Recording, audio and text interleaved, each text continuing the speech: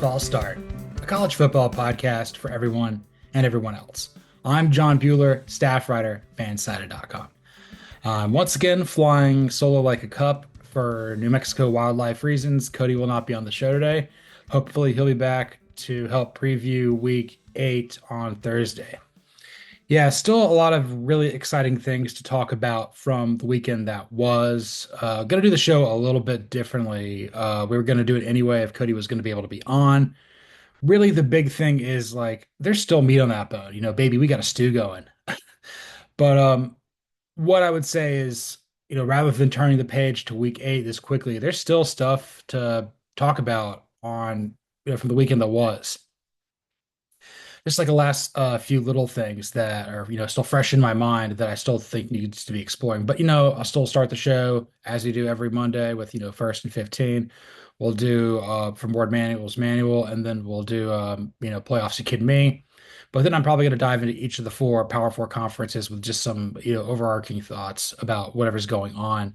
Gonna probably save a few of the segments that I was gonna do on today's show for Thursday. We'll probably be doing 4 for 4. We'll do I'm an Idiot. Obviously, we'll be doing Antonio, and just like Novocaine there on Thursday, I think we're gonna be doing Kansas because Kansas Houston's gonna be an awful game. But yeah, we're gonna start here with first and 15 with from Ward Manual's manual. Just trying to think if I've got any other overarching thoughts from the AP Top 25. Look, I'm in a lot happier of a spot with the AP decided to do this past week. There's not really a ton that I would definitively say that they got wrong. It's just really, little tweaks here and there. Probably the biggest thing that I said, I always every Sunday at 2 o'clock I do, three things the AP, three teams the AP ranked too high, three they ranked way too low.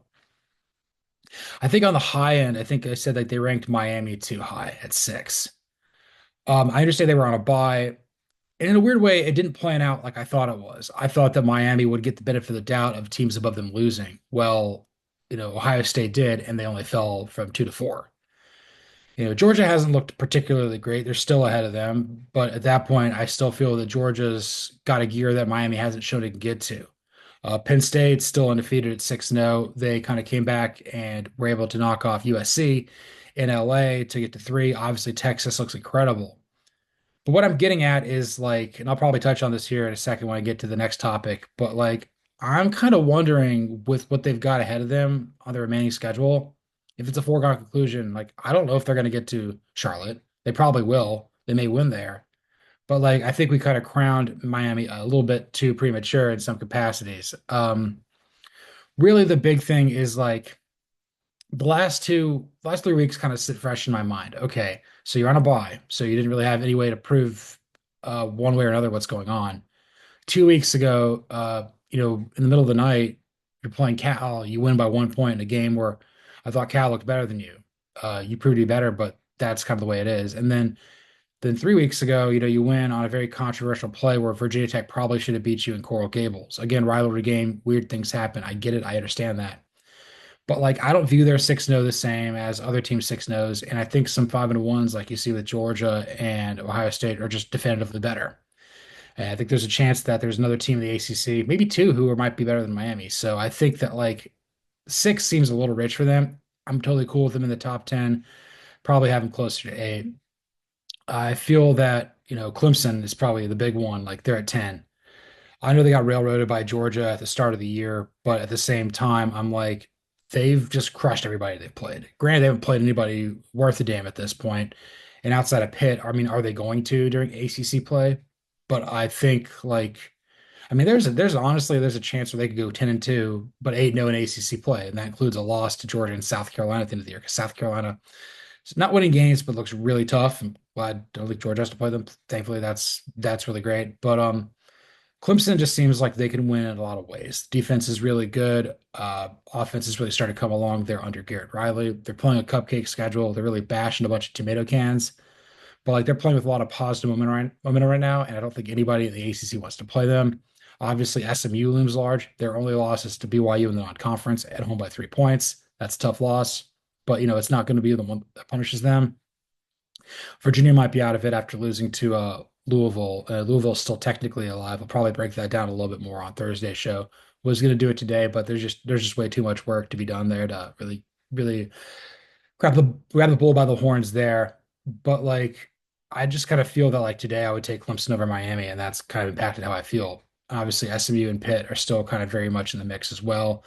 Probably blanking on another ACC team. I just can't rattle it off the top of my head. Georgia Tech is interesting. I think they're still technically alive at 5-2. Ramblin' Wreck have already matched the win total I thought they'd get this year, just because the schedule is tough. But they're really talented, and I'm not excited about playing them at the end of the year. Um, Looking to the other teams, I think with LSU and BYU, I think LSU is at 8 and BYU is at 13. It was like an initial reaction. Again, I saw the AP Top 25 poll drop at 2 p.m. Eastern on Sunday, and I looked at it. I'm like, is LSU really the eighth best team in the country? And I looked down and I'm like, am I comfortable with BYU being at 13? And to be honest with you, I'm more comfortable with BYU being at 13 than LSU at 8. Look, BYU is 6-0. BYU has, big wins. I believe they've beaten, make sure I got this right. BYU, who has BYU beaten? I'm gonna look this up just to make sure I'm absolutely correct. They've got the SMU in and they beat K-State. And then they just slaughtered Arizona. Outside of Arizona State later this season and maybe Utah, I mean, that's a pretty navigable schedule. I think the Cougars are probably going to go at worst 10-2, probably looking to go more in the vein of like 11-1. I'm not saying they're a lock to get to Arlington, but like I think right now, yeah, FPI has their odds at like nearly 33% to get there, which is the second best in the Big 12 behind Iowa State, which they're also at 6-0. They're about 54. So yeah, I guess I was going back on with it regarding trying to remember lose my train of thought here. So yeah, BYU at 13. Like it just I have to come to grips with that's okay. And it may take me a little more time because this is a team that I pegged to go 4-8 at the start of the year. It happens. We get things wrong. More importantly, we're learning. It's probably the biggest thing I've gotten wrong thus far. Probably talk about that more on Thursday's show with Cody. But I just kind of feel as though like they're gonna closer and closer to the top 10, and we have to accept the fact that maybe they're the team that wins the Big 12 and not Iowa State. It could go in a bunch of different directions between now and early December, but like it is a little interesting seeing them at 13. But I think they deserve it. It just looks odd. As for LSU, I mean, you're 5-1. You've won five in a row. Uh, this is your best win over Ole Miss team. At home, you had to win in overtime. You were the home dog. You get the benefit of the doubt there, but you almost lost to South Carolina and you did lose to USC. So maybe there's something about playing a lot of close games. It goes a lot of different ways. I think if you win more than you lose, that just shows a sign of resilience and a good team. My Atlanta Falcons seem to have a really good knack for doing that. I think outside of the Panthers game that happened yesterday, their first five games were all by like one score margins. It's exciting football, but like it's agonizing to watch, particularly if you have rooting interest in it. My issue with LSU being at 8, and again, I will talk about them here a little bit later on the next segment, but like the big thing is when I look at the LSU Tigers, I'm like, if they would have lost, I would have pretty much removed them from the college football playoff equation, kind of like I've done with Ole Miss. Like just the amount of variance was like, okay, I guess you're going to occupy this spot, but if you don't, you're going to go down. And where that spot resides and where they are at number 8, that seems relatively justified in some capacities. But like I think I had them as a playoff team at the start. I think I had them going like 11-1 or 10-2. I think I had them as the third best team in the SEC behind behind Georgia and Texas. I think I had them in there. I had them winning. I think I had them winning Magnolia, and I felt that that loss was too punitive for Ole Miss to eventually recover from. Obviously, Ole Miss hasn't played Georgia yet, but it's already lost to Kentucky, so Ole Miss is kind of on the brink. Again, we'll talk about that more on Thursday's show.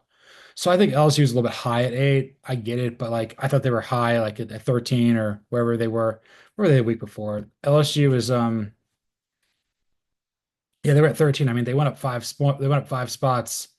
I mean, that's the highest any team moved up this week in the polls that was previously ranked. And again, I'm like, I'm not so sure about that.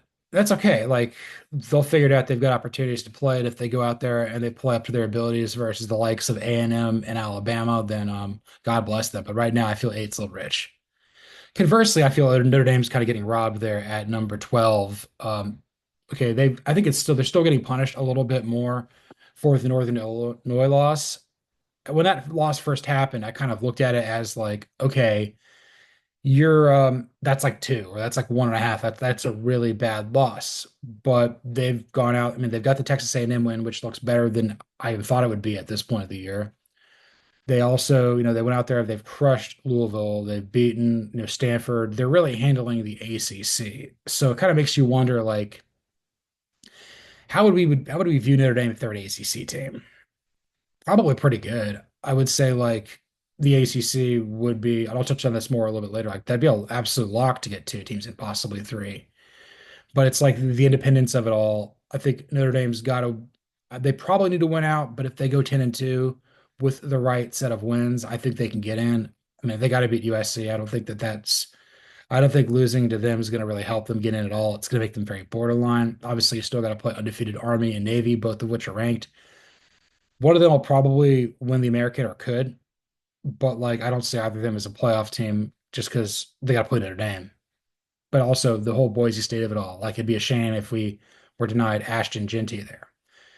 And trying to think what else I had on there. So I've got Miami, Clemson, Notre Dame, BYU. What else did I touch on? Nothing like maybe Penn State's a little weird at three. I'm not quite there with them yet. I think they're kind of more about a 5 or 6 team, and that's okay. The one that I, in retrospect, that really bothers me that I didn't really put in my writing. Why in the hell is Michigan 24? Like, why are they still ranked? They're 4-2. I get it. They're the defending national champions. Their losses are to what, Washington and Texas. Well, Washington's not good. Washington just lost by like 24 points at Iowa, an Iowa team that can't score, scored 40 on them.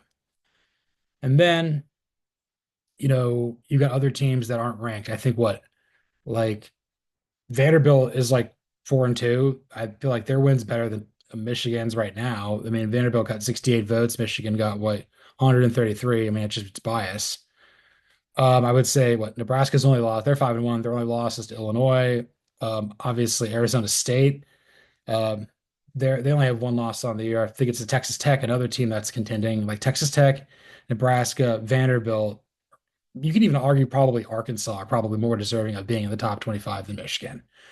So, I mean, eventually we'll get to the point with the Wolverines where we're going to be like, okay, like they're not going to make it. They're pretty much done. And I think right now, if I look at it, so Michigan has a 2.6% chance of making the playoff, which sandwiches them between Memphis at 3.2 and Vanderbilt at 1.9. So, I mean, Michigan's schedule, like if they lose to Illinois at Illinois, which I would take Illinois over them, they got to start, Michigan still got to play Illinois, Indiana, Oregon, Ohio State, and Northwestern. I mean, outside of Michigan State, which is rivalry game. I mean, how many guaranteed wins are there on Michigan's schedule? They have no business being in the top 25. But that's just what happens when you read from Word Manual's manual. Oh man, it's going to be crazy. Eventually, we are going to pivot this show a little bit more in the direction of how do I say this? Like, so we'll do this kind of more like on Thursday because the playoff preview or like the playoff rankings will drop on on like Monday or Tuesday night. Maybe we'll do a reaction show after that. Cody and I haven't figured that out yet. But like, I mean, this format will change, but it'll be like this with from Ward Manual's manual and playoffs. You kidding me? For the first two segments for this week, next week, and probably one more, maybe three. We're just trying to figure it out as it is. We'll pivot as we need to. But right now, playoffs. You kidding me? Yes. So I don't know what Cody's top 12 is or his first four out. I was really excited to see what that is. But I did write about this for fansided.com with my projections. And honestly, I gotta be just straightforward with y'all. This was very easy for me. I didn't really have to think too much about it. Like there was a few where I'm like, okay, maybe where does this team go over the others? But like I felt very comfortable about my top 12 right now. Again, that could all change. And I could be talking to you this time a week from now, being like, I have no idea who the top 12 teams are. But I'll start this with my first four buys, my fifth AQ spot, and then we'll go from 6 to 11, and then my first four out. So right now at number one, I've got Texas projected to win the SEC. they're 6-0. To me, it feels like they're the most complete and consistently dominant team in college football. Michigan doesn't look like they were really any good, but they crushed them. Um, Oklahoma doesn't look like they're very good. They crushed them. So I mean, those are wins over ranked teams at the time. They maybe aren't. But that being said, I think I'm going to take Texas over Georgia and Austin this weekend. I feel that like Texas is just playing more cohesively. And I'd pretty much take Texas over anybody. I think what we saw out of Quinn Ewers in Red River last week, that's a huge plus. I think more importantly, it's like when he's out there, he, like Cody said, like he plays in the big games well. Arch, we'll see. We're not quite there yet, but I feel very comfortable having Texas at one. Number two, probably gonna eat some crow here. Yeah, I'm totally comfortable with putting Oregon at two now. Again, this is the Oregon team I wanted Oregon to be. I was hoping they would be this all year long. It just took a while for them to get started. They've got two huge wins. You know, they've got a win over Ohio State at home, and then they got a win over Boise State, the pick that most people have for the Group of Five champion. 6-0. Dylan Gabriel's certainly in the mix for the Heisman Trophy now. He could be the favorite, but I think right now, like he was my favorite at the start of the year, but right now I feel very comfortable that like he's probably going to get to New York in some capacities this year. I feel very comfortable with Oregon at two. At three, I've got my projected Big 12 champion. I've got the Iowa State Cyclones. They're 6-0. They're 6-0 for the first time since before World War II. I would say like a lesser version of Texas. They're playing really great complementary football. They know exactly who they are. They can win in a lot of ways. They can smush you with defense. They can move the sticks with Rocco Becht, and they can run the ball with Hanson. He had a great game versus West Virginia. Again, a very difficult place to play over there in Morgantown. That game had some upset potential on it, similarly to the week prior, where Baylor is just kind of like a lesser version of Iowa State. So the Clones are 6-0. They've got the win over Cyhawk in the non-conference. Again, Iowa may not be as good as we think. Iowa's still technically alive to make the playoff out of the Big Ten, not really counting on it.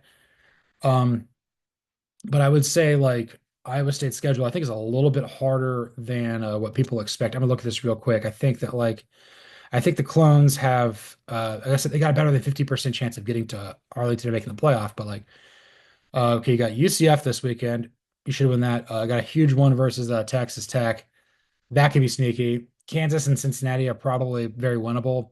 Then you end the year at Utah. Utah's not the same, but Utah plays a similar brand of football as Iowa State. And then obviously you finish the year, you host K-State for Farmageddon. So as I'm looking across the board here with Iowa State, like they will most certainly earn their way in. I think honestly, if they go 11-1 with that schedule, and potentially if they were to lose to a BYU or something, they'd have a shot at making the playoff just because of their schedule. It's not going to be easy, but like I think they're 11-2 potentially in that situation looks pretty good as an at-large, possibly one of the last teams getting in. Again, at the start of the year, I had Kansas State being that team. I kind of feel that like the Big 12, if all goes according to plan, like you've got an undefeated champion and you got like a one-loss team losing in the championship game close, you might have two get in. That's really the only way I see like two getting in. We'll talk about that here a little bit more in a second. Number four, I've got Clemson. I feel comfortable now moving Clemson ahead of Miami. I was alluding to this in the previous segment. Clemson just mushes people. Miami got off to a great start, but again, like I don't know how great Florida is. Florida's okay. Florida's still technically alive, like 0.3%. It's not happening. Everybody wants to fire Billy Napier now. I'm like, give this a little more time. I'm not really ready to bury him just yet. Maybe in a few weeks. If you look bad versus Kentucky to get blown out by Georgia, that could be problematic, particularly when you got to play, the Texases, the LSUs, and Ole Misses of the world. I think at the end of the season, that's going to be very challenging. But I just kind of feel like Clemson right now, like head to head, would probably beat every team in the ACC. I don't think they're going to lose a conference game this year. They're going to get to Charlotte. It remains to be seen if it's going to be Miami, if it's going to be Pittsburgh, if it's going to be SMU, if it's going to be somebody else who gets there as well. But like at this point, like unless like Clemson loses to Pitt, like they're going to get to Charlotte, and uh, but I think they got to win there. I don't necessarily know like with two losses with their weak resume if they'll get in. But like there's a lot of pathways in there for Clemson. I just kind of feel that like they have a little coaching is a little better too. And I think that's going to be an issue. I take Dabo over Mario every day and twice on Sunday. And then number 12, that would be Boise State. They played a really late one versus Hawaii. Ashton Jeanty had a great game, but not an extraordinary game. Still very much in the mix to win the Heisman Trophy. Really impressed with what Spencer Danielson's doing right there in Boise. Made a tough decision to go with Maddox Madsen over Malachi Nelson at quarterback. Obviously losing Bush Hamdan very late in the cycle. Bush Hamdan left his alma mater to go be the offensive coordinator at Kentucky. I gotta be honest with you. Like, you pick Brock Vandagriff over Ashton Jeanty. I'm kind of questioning your judgment, man. Like, if you would have gone out there and really crushed it with Ashton Jeanty, I mean, maybe you don't have to be a coordinator in SEC. Maybe you could go be a head coach somewhere. I'm just saying these things happen. Maybe not, maybe not going to like the Power Four level, but at the same time, like, yeah, I feel very strongly that maybe Bush Hamdan made a huge mistake here. Okay, now we're going to go to the meat and potatoes of it all. We're going to go with our top or 5 through 11. So at 5, I've got Ohio State. Look, with the way the weekend shaked out, whoever lost at Autzen Stadium is going to get a 5. Oregon was probably going to go up even in defeat because I just felt like it was so close. Had Oregon have gotten blown out, I would have felt differently. But just the way that the games shook out, that's the right call there. I think Ohio State is more talented than Oregon. I still believe that is true.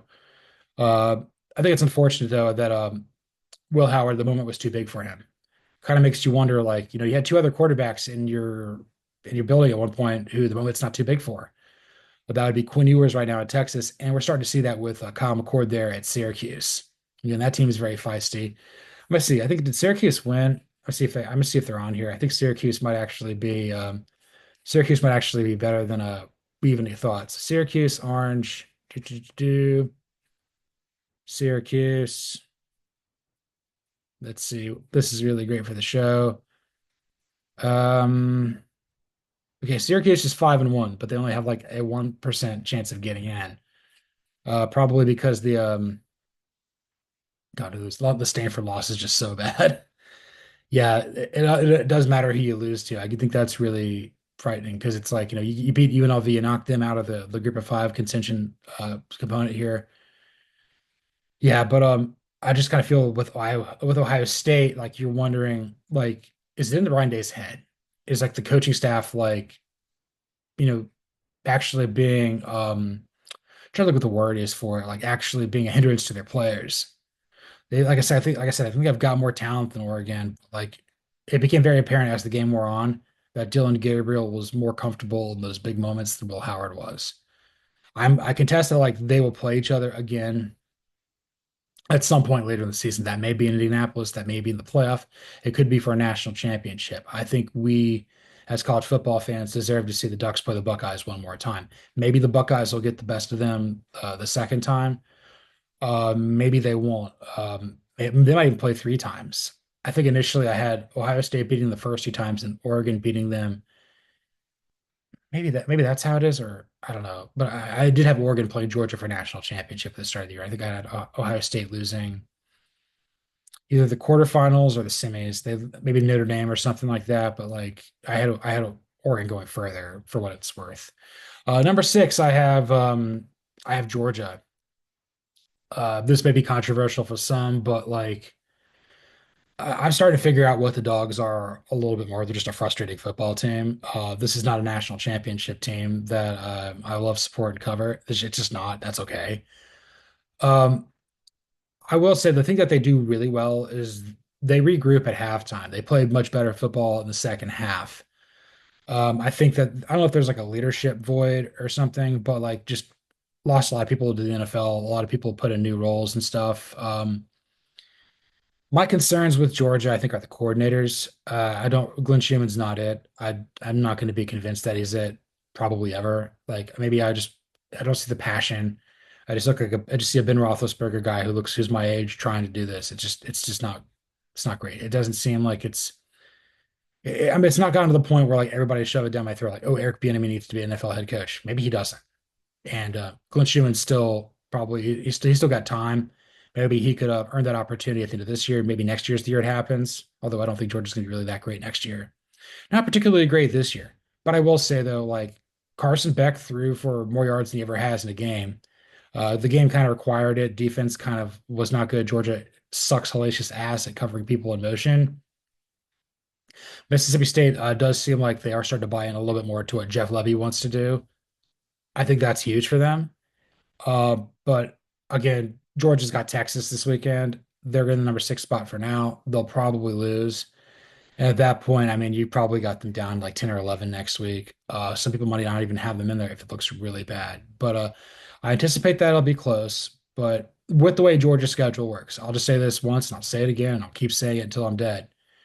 As long as they win one of their three final games between Ole Miss, Tennessee, and Texas, and win the rest of their games, that includes wins over like Florida, Georgia Tech, and I think they've got like another game in the non-conference, not of really great significance, but like if they get a big win over Tennessee, like if they take two of those three big games between Tennessee, Ole Miss, and Texas, they're getting it for sure. If they win just one, there's a pretty good chance they might get in because everybody else's schedule is getting tough. More importantly, probably talking about this either later in the show, probably because it's like fresh in my mind. I don't see how the Big Ten gets more than four in. I just feel like that it's just really top heavy right now, and that's going to hurt teams like the Illinois of the world. It's challenging, but like somebody's going to have to occupy these spots, and when push comes to shove, they'd rather have the fifth or sixth best SEC team in over the third or fourth best Big 12 or ACC team. That's just the way it works. It's the better television product, though we know that Georgia has a tendency to be dangerous. But right now, I've got them at six. At number seven, I've got Penn State. Maybe that's a little more controversial. Maybe that's a little more biased. But again, like I give Penn State credit for going on the road and beating USC. Most Big Ten teams have really struggled going on the road. And I would say, for the most part, when it comes to that, like that's one of the biggest reasons why I was so against like them taking teams from the Pac-12. Like you're not contiguous. Like with the additions of Oklahoma and Texas. Well, first off, in the SEC, you already had A&M, so it's there. And obviously Oklahoma, like it shares a border with Arkansas, it shares a border with Texas. Louisiana is right there too. It's not that far away. And that's why if the SEC were to ever expand like to other states, look for North Carolina, Virginia, because that's in the same geographical footprint. But I'm looking at Penn State. They've got a lot of talent. I feel like they were way more talented than USC. I think they're better coached than USC, but maybe not as considerably. I think well, Tom Allen's overqualified to be a defensive coordinator. He should be a head coach here pretty soon. Uh, Cody and I think the world of Antti Kolchenecki as an OC. Kansas has fallen off since he's left. He may be a candidate to replace Mac Brown. We'll see. But for the most part, like the James Franklin of it all, I feel like there's a ceiling there. I feel like that team's only going to go 10-2. I don't think they're going to beat. I don't think they're going to beat Ohio State. I don't think they would beat Oregon if they play them. I don't know if they're on their schedule. I don't see it. But I feel Penn State, like because of where they sit in the Big Ten hierarchy, they're probably going to get in at 10-2. 11-1, they're absolutely going to get in. I don't know if they're going to get to Indianapolis yet. They might, because I mean Ohio State's already got that loss. If they beat Ohio State, that gives Ohio State two losses in conference play. That makes it a lot more likely that a team like Penn State could get there to play someone like Oregon. But I just feel all things equal. If I don't know, I basically went down like who wins head to head if they play a neutral site, like if they played at the Cotton Bowl in Arlington. And if they played like in Dallas, I'd take Georgia or Penn State. That's kind of how that's how I kind of got there. At number eight, I have Alabama. Man, they almost lost to South Carolina at home. It's amazing what happens over the course of a couple of weeks. They were the number one team in the country considerably. Then I felt kind of shocked that they were at number seven last week and retained their, more importantly, I'm kind of shocked they retained their spot this week. Uh, Jalen Noah is reckless with the football. This may hurt his ability to get drafted. He may come back for one more year. But Miller is like some weeks he looks like the first quarterback taken. Some weeks he looks like he needs another year or two of school. It's just like that. It's become very apparent this is Kalen DeBoer's team and not Nick Saban. So we have to accept that Alabama is still really good, but it's a different program. I think there's more talent than they had on South Carolina, and that's kind of why they won that game in the end. South Carolina just didn't have enough offense to score points. But if they go up against, a ferocious defense, whenever they play, I think they still got to play LSU. LSU doesn't have a good defense, so scratch that from the record. Mizzou, well, maybe Mizzou gets back to what they were doing. Tennessee has a great defense. Tennessee can't score with Nico Yamaliava. I'll touch on Tennessee later. But like right now, I have some concerns about Alabama. They've got they're 5-1 now. I think they're going to go at best 10-2. If they go 9-3, it's going to be really close. But right now, I feel like they belong in the playoff field quite comfortably right this instant, but a lot can change, after we see the second half of their schedule unfold. Moving on to number nine, I believe that's where I have Miami. Again, we talked about this. It's kind of like the second best ACC team. That's where you would slot them right now. I put Clemson at four as the worst, the four seed to get the first round bye. Miami could definitely work their way up here. I mean, if Georgia loses and Miami wins this week, they'll definitely go past them. That's just the nature of the beast here. Um, they got to start earning some pelts here. I don't know how tough the schedule is down the stretch for them, but I'm just kind of waiting for Miami to, the Mario of it all. Just kind of like I'm waiting for pit to pit. It just feels inevitable. We're looking for the James Franklin driving school game. Like these things just pop up. We've already seen the Marcus Freeman mental meltdown game as well. And that's where I've got Notre Dame at number 10. They've really overcome the Northern Illinois loss. Their five wins are kind of offsetting that a little bit. I feel right now that if they go 11-1, they're absolutely getting in. If they go 10-2, I would be I'd have to see how the rest of the field shakes out. Also depends on who that loss is to. I don't think you can lose to USC and get in. I just don't think that that's a quality loss anymore. Particularly where at this point, like I don't know if the Trojans go into the game. I mean, they will because there's enough talent there, but like I don't know the seamless transition of going with Lincoln Riley to the Midwest has not been seamless. It's actually kind of been a huge mistake. And Jim Cohen, I don't care what the buyout is, you need to fire him and get a new head coach because it's not going to work. Sorry. Eventually I will be right, but I'm not like I'm not like the bird in the cage seeing like the end is near and then one day like he dies so the end was near for him. That's not how this goes. I've seen enough with Lincoln Riley. The Trojans can't really run the ball, but Notre Dame can run the ball. Notre Dame can play defense. They've been, I think, in the first 10 years of the playoff, I think I had them as like the sixth best program in the country. So I think it would have been like, well, you would during the playoff era, it would have been Alabama, Clemson, Georgia, Michigan, and then probably Oklahoma. I think is probably the top five programs during that era. About how many times you made it in and what you did there. No, Ohio State's five. Yeah, Ohio State, the Notre Dame, and Oklahoma. Yeah, that's kind of where that goes. So I knew rattling off that off the top of my head, like I was gonna miss one, but it's early and I haven't had coffee yet, and that's flying solo like a cup. This is what happens. You just gotta hold on for your dear life sometimes. And then moving on to number 11, I would say with confidence right now, LSU is the last team in. I have them there because they haven't lost a game in conference play yet. Granted, they've only played two. I think they played South Carolina and they beat them barely, and then they beat Ole Miss barely, but Ole Miss.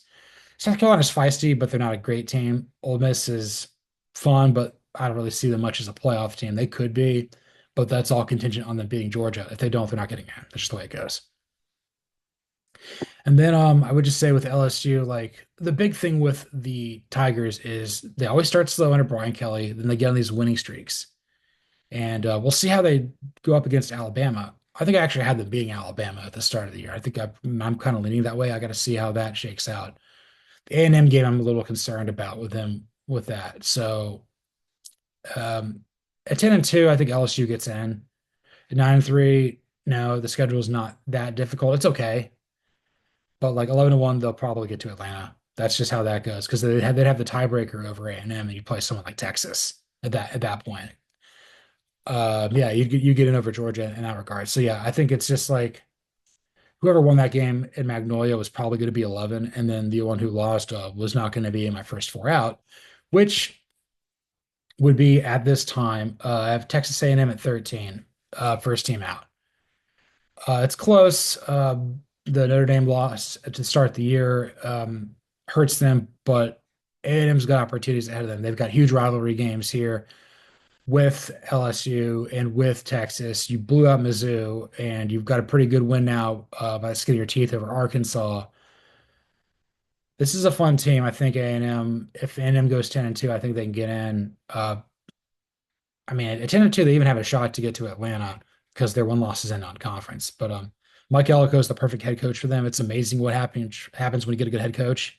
When you don't, it's some Jimbo Fisher 5-7 BS. Now you're looking at a team like that looks like it can compete in the SEC for years to come under Mike Elko. Mike Elko wouldn't leave. I feel like this is it just fits. I don't know why. He's enough of an outsider, but enough of a fit where it just kind of relates to everybody in College Station, gets everybody pulling in the same direction. Colin Klein, I think eventually will be a head coach. Again, he's my peer. We'll see what happens, but give him credit for leaving Kansas State. Give him credit for dealing with the Marcel Reed and the Connor Wegman of it all. Adam's a fun team, and I think that they're a tough out for anybody they play. At 14, I've got BYU. Touched on the Cougars to start there with, from Ward Manuel's manual. I feel with the Cougars, like they will earn their way in. Again, they've got the second best chances of getting into the playoff out of the Big 12. I think it's just kind of more of like this is only their second year playing in Power Four or playing in a conference. They were kind of always like a glorified Mountain West team prior to that. That's kind of how I viewed them as Mormon Notre Dame. Kalani Stock is a great head coach. They really got playing with a lot of confidence. Their quarterback with Jarrett Retzlaff. I was wrong about the Cougars, but like not necessarily that I'm going to crown them right yet. They're winning me back. They're winning me over, and they're right where they want to be with just enough of a chip on their shoulder to say, "Oh, you don't believe in us? Well, watch this." That's what I like about college football. The narrative that's being built there in Provo is great, and it's good for the sport. 15, I've got Tennessee. Don't trust Tennessee at all. Nearly lost to Florida. And I thought that the game was going to be close. Florida covered. It went to overtime and Tennessee won. It's become very apparent that this is just too big for Nico Iamaleava. Maybe he'll figure it out, but like once they play SEC teams, he's just it looks very DJU out there. Graham Mertz played well. He got hurt a little bit. I'll tell you this. I'm looking at Tennessee right now. They've got that one loss on the year to Arkansas. I don't know if they're going to be Georgia. I don't know if they're going to be Alabama. More importantly, I don't know if they're going to be Vanderbilt. They got to win. I don't know if they can lose. If they got to win two of those three games, basically, to get in. At that point, it's really borderline. No, yeah, at that point, it's borderline because you'd be 10-2. But like, this might be an 8-4 team. It's Tennessee, like, the defense has been great, but like, I think we oversold what the offense can be. And I think more importantly, I think the SEC has started to figure out Josh Heupel's offense a little bit. It's like a, it's like a, I think it's like an air raid offshoot, and teams that run this offense like it doesn't translate to the NFL. I think if you the NFL defenses that are coming more in vogue in college, they've got a better chance of how to stop this. And then at 16, I've got Indiana. They're 6-0. They got a win over Northwestern on Friday, I think. So they're playing really great for Coach Sig. Offense looks great, defense looks good. When I talked about four teams making the playoff in the Big Ten, I included them in there because I feel like after Indiana, it's a precipitous drop off down to the Illinois of the Indiana's chances of making the playoff actually went down. I think they went from like 51 to like 46% this past week, but they're right there. And I don't expect them to beat Ohio State. If they do, they're absolutely getting in. If they go 11-1 with only a loss there, they should get in. And if they go 10-2, you got a shot. But right now, I feel that like the Big Ten really needs that fourth team to emerge besides Ohio State, Oregon, and Penn State. It looks right now, it looks like it's Indiana, but that remains to be seen. So I'm going to go run through this real quick and we'll move on to our next topic. So my 12-team playoff right now, entering week 8, I've got Texas at 1, Oregon at 2, Iowa State at 3, Clemson at 4, Ohio State at 5, Georgia at 6, Penn State at 7, Alabama at 8, Miami at 9, Notre Dame at 10, LSU 11, Boise State 12. My first four teams out are Texas A&M at 13, BYU at 14, Tennessee at 15, and Indiana at 16. That was impressive. Man. I guess I just got that Big Ten energy coursing through my veins. Yes. Moving on to our next topic. This is going to be interesting. I wrote down this morning because I didn't reshape this kind of on the fly, but this may be the only league where we see an undefeated team happen this season. Texas is undefeated in the SEC. They're going to lose. I don't know. It could be to Georgia this weekend. Probably not. It could be to A&M at the end of the year. Maybe. It could be in the SEC championship. It could be in the playoff. Texas is going to be going up against some foes they haven't really dealt with a ton of adversity. I mean, losing Quinn Ewers for a little bit stinks, but Arch Manning comes in. They haven't really been tested yet, and I think that like when you haven't been tested, it's interesting to see how you react to it. I think the defense gives them a real chance to where that's not going to matter. But I feel more bullish on a Big Ten team coming out, of going undefeated than I do an SEC team. More importantly, if that's the case, so let's just say Texas wins the SEC championship, but they're 12-1. So they've already got a loss. So they're already removed from the equation. I project the Big Ten winner is going to go undefeated. At the start of the year, I said Ohio State was going to be that team. They were going to go 12-0. Right now, Oregon might be that team. It could be Penn State. It could be Indiana. Probably not Indiana, but it could be. So if it's Oregon and Penn State getting to, the playoff undefeated, so it'd be one of them, basically. You look at the ACC. Do you think Pitt's going to go undefeated? I don't. Clemson's already lost, so is SMU. I'm dubious of Miami staying undefeated. So I feel like the ACC is far less likely there. Then you go to the Big 12, BYU and Iowa State. I think BYU's got a more navigable schedule. Iowa State's a little more tougher. But again, only one's going to them might come out. It might not even be them. And then you get to the playoff. So let's just say hypothetically, Texas is undefeated. Let's say Oregon's undefeated. Let's say Miami's undefeated, and let's just say Iowa State's undefeated. So like that had been like, a top like four that some people would have had.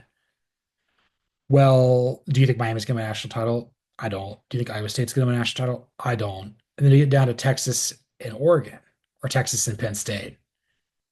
Could they win a national title? Penn State might be able to. I think Oregon can, and I think Texas is my pick right now. And even though I think Texas is my pick to win the national championship, I just kind of feel that like there are opportunities here in their next 6 to 7 games, including the SEC championship, where they could get got. People are going to be gunning for them. Same with Oregon too, but like there's only so many teams in the Big Ten. I'll touch again on this more. Maybe now, maybe next week when I talk to Cody about it, but like I was praising the Big Ten's upper middle for being really good, but it's pulled back. Like Washington's not really that great. Rutgers is not really that great. Iowa's not that great. USC is not good. Michigan's not good. Then you're kind of looking at the part of like, okay, the Indianas, the Nebraskas, and Indiana, Nebraska, and Illinois. Obviously, I think Illinois plays Michigan this week. I would take the Illini over the Wolverines, and then I think Nebraska plays Indiana. That could go either way. Winner of that game, we got to start taking pretty seriously too, because Nebraska would be bowl eligible at 6-1, have been bowl eligible in several years, and then Indiana would be 7-0, and they would take advantage of teams potentially losing, like Georgia or Texas is going to lose, Alabama or Tennessee is going to lose, Michigan, Illinois is going to lose. You get what I'm saying, right? So I'm looking at the Big Ten. It's like if any team is going to be able to go 16-0. I feel that the odds are more in the Big Ten's favor than the SEC's, because the SEC only has one team left that can do it in Texas. Whereas if I look at the Big Ten, there's three that technically can, two that potentially could, and one that definitely could. So again, there's more bites of the apple. May not be the most delectable bites of the apple out there, but it's certainly within the realm of possibility. Just thinking about it from this, just really with the Big Ten of it all, I think Ohio State's served by losing. Um, they're going to get humbled a little bit. everybody handles failure the same way. How we handle success is differently. So I feel like that's a very important thing to recognize. So maybe if they were to play Oregon a rematch, maybe they win. Maybe they play a third time and they win when it really when it really counts, when it's a win or go home situation there in the playoff. But right now I feel that like after Texas, I'm okay with the next three teams being ranked being Oregon, Penn State, and Ohio State. I feel like that's okay. But then the drop off to Indiana is considerable, and the drop off past them is even more considerable. So yes, the Big Ten has some Goliaths at the top of the league. The middle may not be as strong as I thought. It's kind of they kind of got a soft tummy there. But I guess working out it don't mean enough. Yes, we're gonna move on to the SEC here for our fourth topic here. Starting to wonder, besides Texas, is there anybody in the SEC that's definitely good after this weekend? So I did the SEC playoff bubble watch, and I had three teams as locks, and that can change. Right now, Texas, Georgia, and Alabama would all get in very comfortably. Texas would be the one seed. I have Georgia as the sixth seed. I have Alabama as the eighth seed. I don't know if the SEC is going to get the one and the five. It might. We got only time will tell. But like even with Georgia, I'm like this team's frustrating. There's a lot of things where like they leave a lot of meat on the bone. They're just messy. I think it's coaching, maybe it's players, maybe it's leadership. It's just the chemistry is not quite right this year, and that's okay. Maybe they will end up winning the rest of their games, going 15-1 and proving me wrong. I'd love that, but like right now, every game they play, like I mean, they got pushed to the brink by Mississippi State, what was seen as the worst team in the SEC. I mean, the three conference wins over Kentucky, Auburn, and Mississippi State, probably the three worst teams in the league. You played what was potentially the best. Then you're going to play another one of the best in Texas. You got to win in Florida.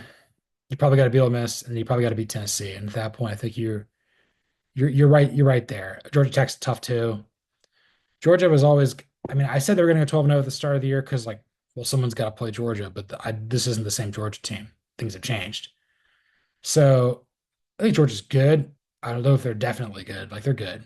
And Alabama's right there too. Like, they're good, but like, they play with their food too. They make mistakes, different coaching staff. They let people back in games.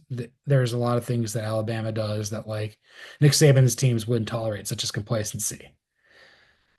Texas A&M, I think, is probably the team I feel the most comfortable about, just because like it's the flavor of the week. They're on the come up. I'm still the Mizzou win's still fresh in my mind. When Connor Wegman was out there versus Mizzou, they just slaughtered them. This is what everybody was saying about Connor Wegman. Not saying that I finally became a believer, but I saw what they were talking about, and that's a first sign of being having your opinion on something change. Just the exposure and being like, huh, okay, maybe you might be right here. I'm not going to definitively say that, but there's something there. Don't trust LSU. Ole Miss is not really a playoff team. Mizzou is not really a playoff team. Oklahoma is not a playoff team. Don't trust Tennessee at all. Um, but I would say like pretty comfortably the SEC is going to get four teams in. Like I said, the locks are Texas, Georgia, and Alabama. And I think the fourth team is going to be some combination of Texas A&M, LSU, or Tennessee. Maybe Ole Miss, but Ole Miss has to beat Georgia. And again, for as much fun as Vanderbilt and Arkansas are, the Arkansas has lost. Oklahoma State's not good, and Vanderbilt's lost. Georgia State's even worse. But they could still potentially go 7-1 in conference play if that were to happen. And that 10-2, you could make an argument that that gets in over somebody else's. Maybe that gets in over Georgia 9-3. Probably not, but like you'd have opportunity to get pellets in the wall, so to speak. So I think like, Arkansas could beat LSU, Vanderbilt could beat Texas, or Vanderbilt would beat Tennessee. Like if you get wins like that, you're like, okay, wow, this is 2007 all over again. This is great. This is exactly what we want. This is what we were hoping for. I'm trying to think anything else with the SEC that like I don't know. It's been really weird. It's been hard to cross teams off like who can't make the playoff. Like at the start of the year, or at the start of this week, it was Auburn and Mississippi State because they both had four losses. Auburn was on bye. Mississippi suffered their fifth. Mississippi State suffered their fifth to Georgia on Saturday. Kentucky lost to Vanderbilt. They're pretty much out of it. Lost to South Carolina's got three SEC losses because they've lost to LSU, Ole Miss, and Alabama now. That hurts them as well. Florida's got three losses on the year. You've got losses to Miami, you've got losses to A&M, you got losses to Tennessee. They could still go 6-2, but again, they're 9-3. Even if they were to do it, it would be really impressive, but like just the team I've seen, it's not happening. Like again, I saw somewhere like at the start of the year, if Florida went 8-4 with their schedule, they could get in. Just like if Georgia went 9-3 with its schedule, they could get in. Just like if Vanderbilt went 9-3 with its schedule, it could get in. Well, what's the most likely? It's probably Georgia. Vanderbilt has a shot. Florida, not much, but that's kind of what I'm saying. So I'm sitting here thinking about this. Like, could we know anybody is definitively good by the end of this week? Well, I think whoever wins between Georgia and Texas is definitely going to be good. I think I think when it comes to like if Georgia loses, people will have doubt. So Georgia may not be that good if they lose. And again, I'm kind of emo hedging like I don't think they're going to win. I'm okay with that. I'm just kind of accepting it and just going to enjoy the game for what it's going to be. Cody and I will definitely be coming to you live after that game for 3 yards to cloud a punt this week. That's just the way it works. But if Georgia wins and Texas loses, Georgia has the tiebreaker. And I think in that situation with Texas, like you lose to Georgia, you lose to a top five team, a playoff team, a team that people thought was going to beat you anyway at the start of the year, potential national championship contender, you're still probably good. I'm wondering what happens with third Saturday in October. I feel like I feel like the loser is not going to be good. I feel like if Alabama were to suffer a second SEC loss with how they've looked, losing to Vanderbilt, almost losing to South Carolina, then losing to Tennessee, yeah, that could be problematic. And again, I think I had Tennessee beating Alabama at the start of this year. I had Tennessee going 11-1 with their only loss to Georgia. So, and then you would look at, I don't remember how I had nine Georgia, Alabama going 9-3. I think I had them losing to Georgia, Tennessee, maybe LSU. Can't really remember. And then, but if Tennessee loses, like you've lost to Arkansas, you almost lost to Florida, and then you lost to Alabama. The loser of the third Saturday in October is going to be in really bad shape. Like, they're like Tennessee is not going to be first team out. Alabama won't be in the top 12. Tennessee might be, but like not that this is definitively a playoff elimination game, so to speak, but I would say like if you lose this game, there's a chance that people really start to turn on Kalen DeBoer, and there's a chance that people might start to turn on Josh Heupel. I don't want to be the loser of that game. Whereas, like, I feel like with Georgia, Texas, it's not going to be the end of the world. Like Texas, is like, yeah, we're going to lose at some point. Georgia's like, well, maybe this is just this year. And we got to regroup and figure it out to salvage our season. A&M, if I'm blanking on who they play next, but like I still think that A&M, who's Texas A&M play next? I'm gonna look this up real quick. Texas A&M's next opponent is Mississippi State. Like they could crush Mississippi State, but again, it really depends on how they look versus LSU the following week. LSU, trying to see what they have their schedule. Just to see, LSU's got 25% chance of making the playoff. I mean, if they win Arkansas, that could be interesting. We could maybe think Arkansas is good. I go down to Vanderbilt. Um, Vanderbilt should be Ball State, but then they've got Texas in 2 weeks, but that's at home, and they won at that point.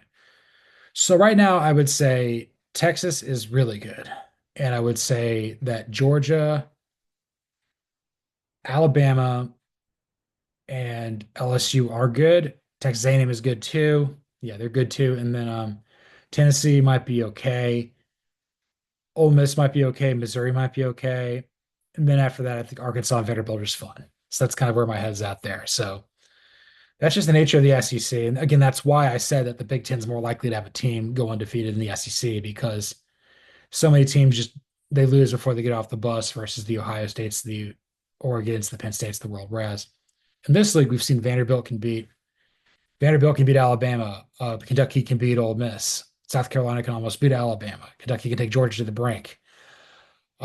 Mississippi State can challenge Georgia. We've seen the parity in the SEC is a lot better than what we thought, with a lot of close calls. So that's how I'm feeling about the SEC. Um, but I gotta say, Brett, you missed your mark. I haven't done this with the Big 12 yet. Starting to wonder if there's any way the narrative can change to get two Big 12 teams into the playoff.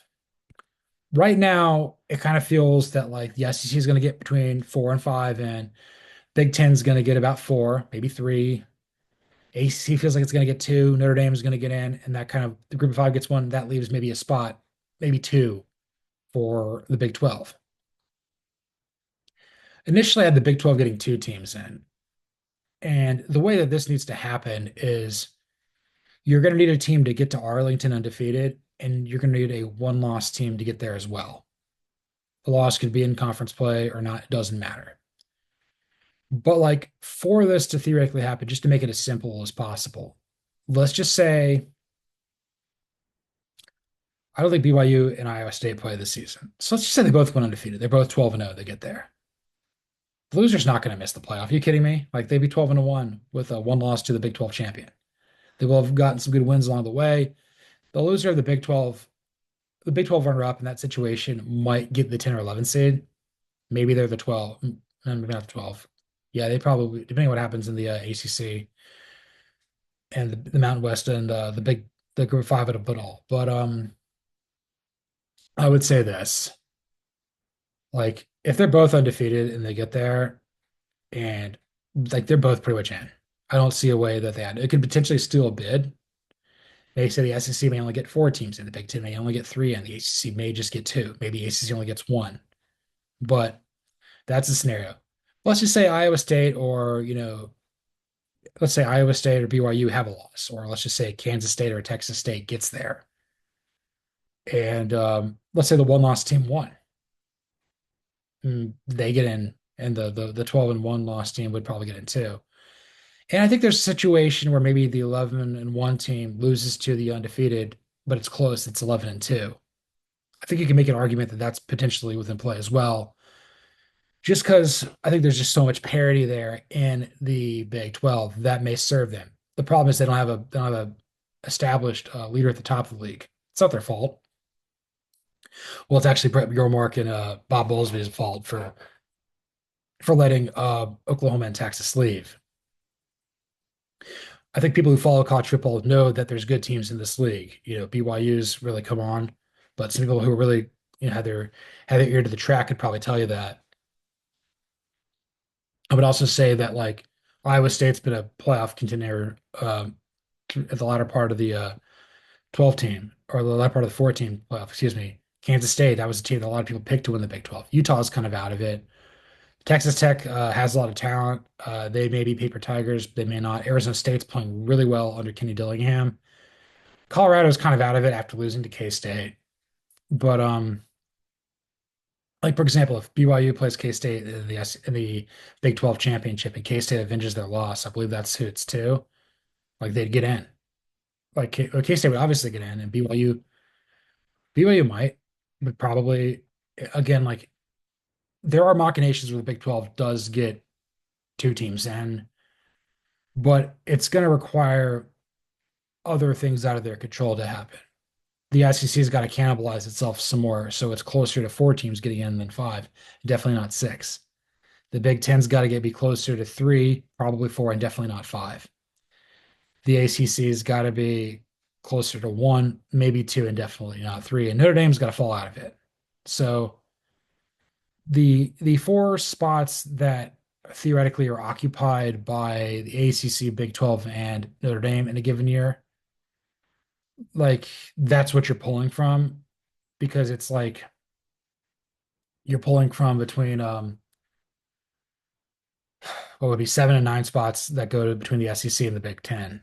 and then the group of five gets one. So you're going to need one of the other Power Four leagues to really not have a really delectable offering to present for the feast that we're about to enjoy in December. Like I would be shocked if the SEC got fewer than four teams in, and I would be shocked if the Big Ten got fewer than three. Like I feel like we could probably say, well, right now, like the Big 12 only gets Iowa State in, but BYU is the first two teams out. We got the ACC getting two in. We got the Big Ten getting three in. So what? I'm gonna look at this just because I can't do the math without seeing it. So right now I have in the playoff field, I got Texas, Georgia, Alabama, and LSU. That's four in the SEC. In the Big Ten, I've got Oregon, I've got Ohio State, and I got Penn State. So that's three in the Big Ten. So that's seven. Big 12, I've got Iowa State, that's eight. ACC, I've got two, which is Clemson and Miami, that's 10. Notre Dame, 11. Boise State, 12. So basically, in that situation, if you view it as such, the ACC has three in because Notre Dame's almost an ACC team, or they play a lot of ACC games. So that's what I'm saying. Like, you got to kind of that feels like it's a very fair representation of what it could be. But at the same time, I'm like, the Big 12 in previous iterations like would have gotten multiple teams in. When 2020, Oklahoma and Iowa State would have both made it in. In 21, Baylor and Oklahoma State would have been in. In 22, TCU and Kansas State would have both gotten in. Last year, I think Texas would have gotten in. I don't think Oklahoma State was going to get there yet, but it was kind of a down year for the Big 12.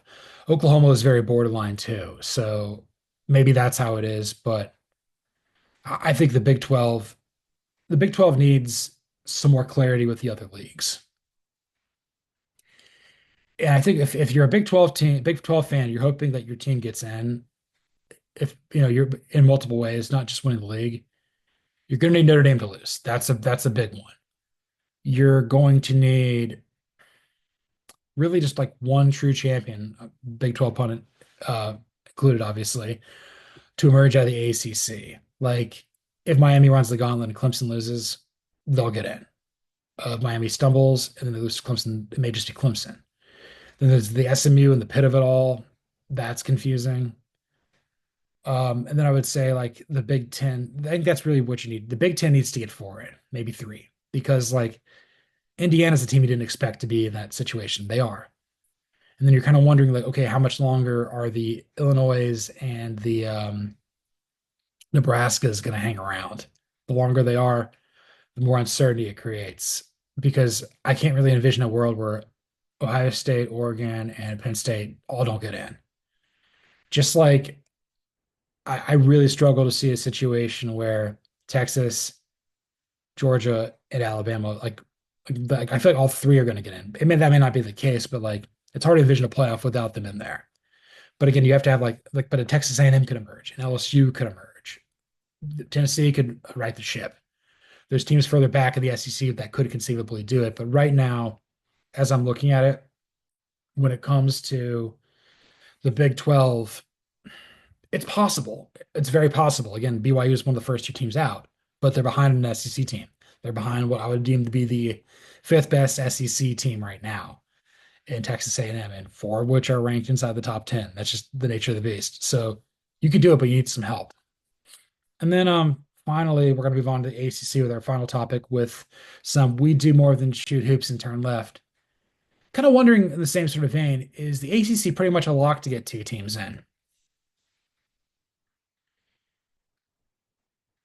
Entering this past weekend, I kind of thought so because like um Miami was undefeated and I thought Clemson could get there.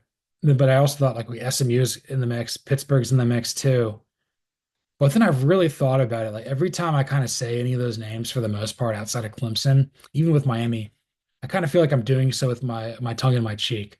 Do I really think Pittsburgh is going to get 12-0? No. They might, but like they're Pitt. They will always pit. They will pit when it's least important to pit. Like the year they won the ACC with Kenny Pickett, they lost to Western Michigan. Like, and one of the reasons they probably won is because they played Wake in the ACC championship. Like Clemson was down. Florida State was down. Miami was down. Virginia Tech was down. They took advantage of the ACC being down. But like with Eli Holstein, the quarterback, and Pat Narduzzi as the head coach, the combination of good passing and great defense, that travels and that can beat anyone. Pitt usually always is able to run the football pretty well too. SMU is interesting. I had them actually playing Miami in the ACC championship at the start of the year. Only had them having one loss. Didn't think it was going to be to BYU, but even then, like they can win all their ACC games and they'll get to Charlotte. But man, it's like there's a chance where Miami, Clemson, and SMU all get 8-0, and one of them is not going to go. Um, Pitt plays Clemson this year, so one of them is going to lose a conference game. As far as like, is the ACC going to get two in? Right now, it feels like it because there's a lot of bad teams in the ACC. Like there's the Wake Forest of the world, the North Carolinas of the world, the NC States of the world. Stanford's not really any good. You look across the board, like Georgia Tech's pretty talented, feisty, but there's a definite ceiling there, as is with Duke. Don't really trust Virginia Tech. You shouldn't trust them. Virginia, I don't trust them either. Although Virginia's a lot better this year under Tony Elliott, so give them credit. Don't think he's on the hot seat, so that's a huge plus. Really depends on how the Who's in their season, though. I think if they like end it with a bunch of losses, they may have to move on, but I don't see that happening. I think as far as if the ACC can get multiple teams in, you got to have situations where like Miami, Clemson, and SMU went out. Because if that situation, if there's a chance you could get three in, like let's say it's Miami versus Clemson in the ACC championship, and Clemson wins. Well, Miami would only have one loss to Clemson. Clemson would only have one loss to Georgia, who could win the SEC, could make the playoff of the SEC regardless. And if SMU didn't get an opportunity to go there, and they're at 11-1, and their only losses to BYU in the non-conference, a team that, I think BYU would need, I think SMU would need BYU to win the Big 12 over Iowa State. But then again, like there's a situation where like you get five teams in, then there's Notre Dame of it all. Are you really going to have six teams into that cluster? And the SEC only gets three in, or three or four in, and then the ACC or the Big Ten only gets two or three in. That'd be wild. It'd be absolutely wild. But I guess across the board, I feel like the ACC is more likely to get two teams in than the Big 12 because there's just more known brands. Like Clemson's been like in the public conscience for a while. Miami's won national titles before. SMU doesn't have that. Pitt doesn't have that. But like if it's Clemson to Miami, like a helmet game, all things equal, I think you'd rather have Clemson and Miami and Iowa State versus Iowa State, BYU, and Clemson. All things equal, I think they would rather get Clemson and Miami in just because of what those brands mean, what those programs have meant to the history of college football a little bit more. But again, with the playoff, this is an opportunity for teams that don't have those big of brands, the Pitts, the SMUs, the Iowa States, the BYUs, A&M, if you really want to be honest, like Ole Miss, to put some pellets in the wall, to be like, hey, we're here to stay. Indiana, you get what I'm saying? Like this opens opportunities for them to get in to really increase their brand and their program as well. But right now, I would I would say the ACC is more likely to get two teams in than the Big 12. It's not by much, but I'm feeling more and more likely. I'm feeling more and more confident that among that cluster between the ACC, the Big 12, and Notre Dame, that like it's going to be four and not three, or it's going to be closer to four than it is to two. Might be three, but like if it's four, then that means that the ACC or the Big 12 are going to get two teams in. Whew, can't believe I did this. Yes, I am. This is the longest I've ever flown solo like a cup. Would have been a crazy show with Cody, but here we go. Again, this was episode 117 of False Start. You can follow me, John Buhler, on Twitter or the X at Buhler118. You can follow Cody Williams, my absent-minded and absent co-host at This20. You can follow the show at CFB False Start. Like, rate, listen, subscribe, review on Apple, Spotify, YouTube, anywhere there's podcasts. Please subscribe on YouTube. If you subscribe, let us know in the comments and we'll give you a shout out. If you have any questions you want the show to answer on a future episode, I'll be able to do that there in the comments. We'll definitely give you a shout out at the show. We'd also love a 5-star review. Five fives there, yeah. On Apple. Yeah, you do the same sort of thing. Just say, we love the show. Uh, Bueller and Cody are great. We love this thing. You could ask a question there if you want. If not, if you just feel like you're talking more about the show as a whole, that's great too. We'll definitely give you a shout out on the program because again, any 5-star review or any like or any subscription you have to this podcast on Apple, Spotify, YouTube, whatever, does really great for our show. It allows us to grow this thing in the way that it should. Yeah, my mouth is dry. My mouth is drier than a New Mexico desert, and this is False Start.